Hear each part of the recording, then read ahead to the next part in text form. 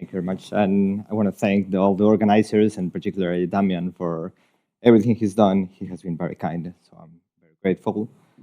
I'm going to talk to you about some things I find very interesting, which are Q measures. We have just defined with my co-authors, which are Antonio Avilés, who is over there, Gonzalo Martínez Cervantes, and Alejando Poveda. They relate to Q points and to L-orthogonality in a way I'm going to explain in a second. So the idea of the talk is to go to the Banach space questions that motivated our research, then go through the stuff we found, and then, if I have time, do some comments and tell you some open questions we have in this area. So first, we have the concept of L-orthogonality, which you all probably know, which is, just basically very similar to how L1 works, just in an approximated way. We have done a similar concept, which is an L-orthogonal sequence, which is just basically taking this idea and saying that you can get it just by looking at a sequence at the asymptotic, in an asymptotic way. And then there is this concept introduced by Godefroy, which is an orthogonal element, in which case you have to go to the dual sphere, and then you get a similar behavior.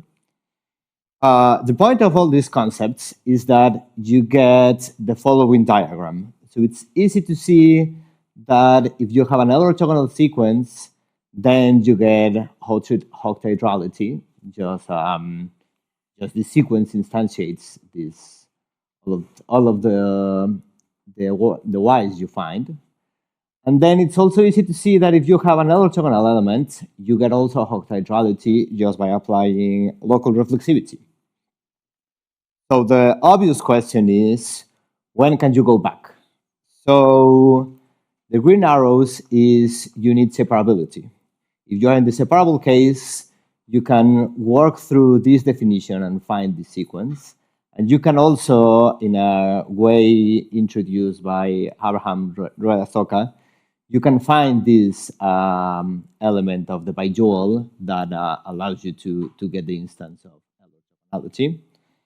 So the question, the obvious question is, how much of separability do you need to go through this?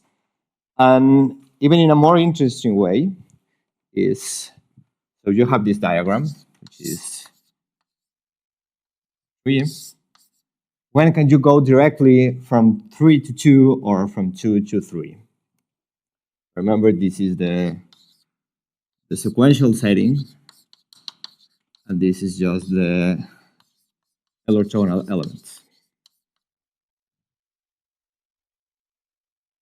So this is also interesting because if you're allowed to renorm your space, then you get, these are all equivalent to having a copy of L1 into your space. The first one is a result by Godefroy that tells you that this is equivalent to having a copy of L1. And the second one is a result by these authors that tells you that this one is equivalent to having renorming, to having a copy of L1. So they seem to be basically the same concept. The problem is they're not. So Antonio, Gonzalo, and Abraham proved that you actually don't get these implications. It's not hard to come up with several examples where you don't get the L-orthogonal sequence, but you do have L-orthogonal elements in the bidual. So you would think you can also get examples of the reverse arrow not being true. So this was their question. Can you find a Banach space where you don't get that arrow? Or even an easier question, which is, well, maybe you don't get that arrow, but you're looking for the L-orthogonal elements in just the weak star closure of the sequence you're starting with. What I find very surprising is that the answer to both questions is independent of the usual set theory axioms. So you get models where this is true, and you get models where this is false. And we actually have some very interesting ways to characterize when this happens. So let me tell you a little bit about this. This is just a reminder of what filters are in set theory. So as you all probably know, a filter doesn't ever have the empty set. It's closed under suprasets, and it's closed under intersections. I'm only going to work with filters that are free. That means that extend the Reyes filter, which is the cofinite sets. And I'm also going to work with ultrafilters, which are the maximal filters. And I'm going to use a very standard definition of what a Q point is. So a Q point is just the idea of whenever you have the natural numbers and you partition them into finite sets in any way you like, you can find what's called a selector, which is a set that only touches each of the parts of your partition in one point. And this element that you find belongs to your ultrafilter. That is what's called a Q point. They're a very important combinatorial object in set theory. And they are independent of CFC. We're going to probably see some of the results that tell you when they exist and when they not. So we also need the definition of what is an F limit, which is a generalization of the usual limit of a sequence. So if you have in here the Reyes filter, which is the cofinite sets, then this is the usual definition of convergence. When you have a bigger filter, then you just ask that whenever you have a neighborhood of your point X, then all the indexes of the points that lie in your neighborhood belong to F. This is used also in set theory because we have the compactification of the natural numbers. And if you have a compact set, you have a projection to your set K, and if you have the natural numbers that embed in here, then you're just looking where your ultrafilter lands under this function. You also have this inclusion. Okay, so why is this interesting? Because we were able to prove with Michael Hrusak, my PhD advisor, that you can actually characterize when something is a Q point just looking at L-orthogonality. And it says that if you have an L-orthogonal sequence and you look to its U limits, then you know that it's an L-orthogonal element, if and only if you started with a Q point. So I find this kind of results very interesting because Q points were something in combinatorial set theory, and the notion of the L-orthogonality doesn't seem to have anything to do with this notion, but it turns out it has. Then there is also these results by the original paper by Antonio, Gonzalo, and Abraham. They show that if there are no Q points, then you can get a Banach space with an L-orthogonal sequence that doesn't have any points which is L-orthogonal in its weak R closure. So then you get this theorem that characterizes Q points. That's why as a direct consequence of these two. So this answers the second question. It tells you actually need Q points to get this implication, at least in the weak star closure, and you cannot ask for anything less. If you don't have Q points, then you don't get this implication in the weak star closure. So this is the second question, the easier one. So we're asking, what can you do with the first question? Well, try to use the same ideas and see if they work.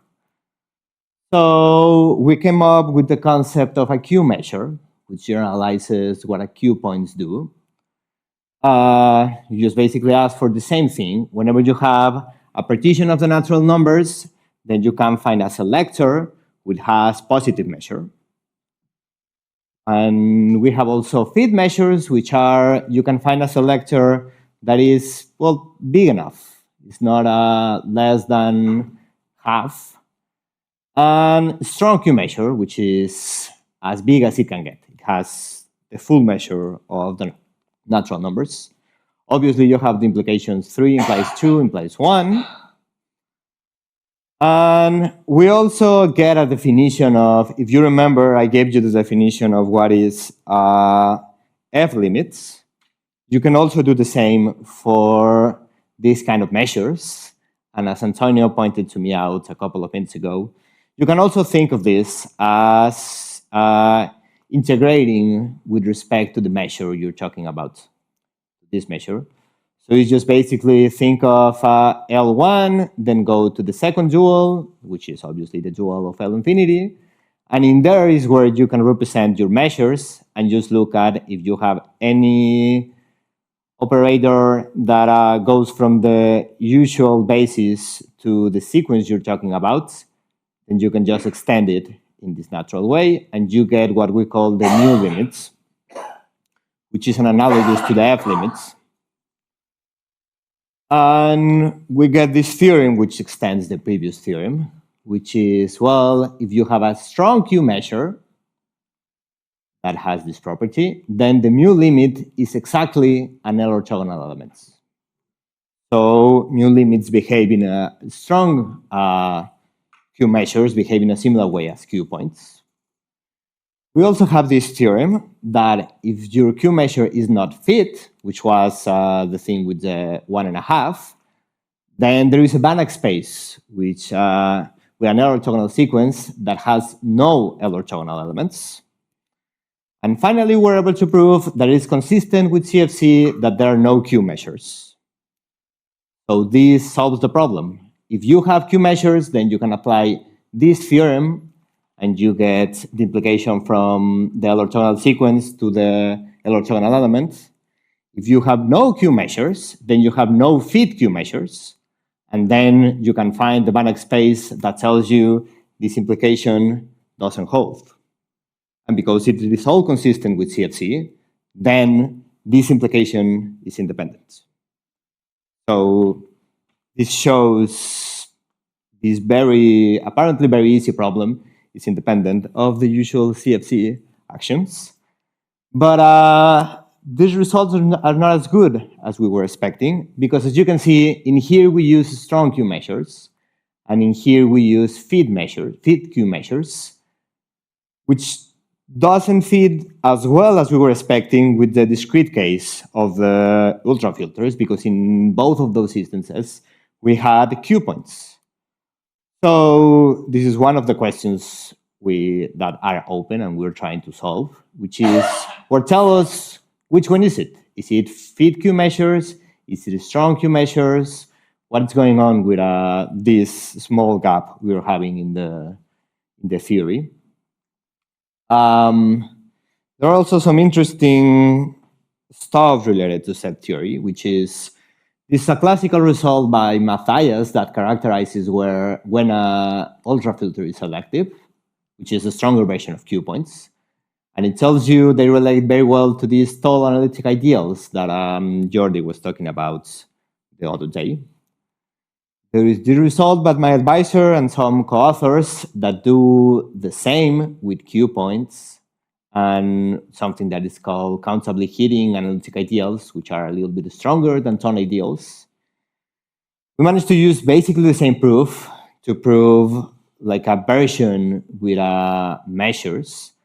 So this is telling you that these kind of theorems are very helpful, because this is the theorem we use to prove most of the things that appear in the paper we have. Then we also have a similar problem to the one that Piotr is having, well, was having, because they already solved it, which is, well, what is going on with Q points and Q measures? We know that any Q point is a Q measure, but is it consistent that you can have this generalized version without the original version? We don't know, and we tried several things. So we tried the filter dichotomy, and it tells you that in there you cannot find any examples, because if there are no Q points, then that implies there are no Q measures. We tried with the classical examples where we know there are no Q measures, which are the Label, Mathias, and Miller model, and in none of those you can find Q measures for exactly the same reason why you cannot find Q points. And we also managed to generalize this classical result by Kanjar, which tells you when can you extend any filter to a Q point? Well, you need this cardinal invariance equality. And it also tells you that you can get a mu measure, which is atomless and it's a strong Q. So this equality doesn't help at all. We don't know. We don't know when you can find or in which way you would be able to find a Q measure in any set theory model that doesn't imply the existence of a Q point. And I think that's it. Thank you very much.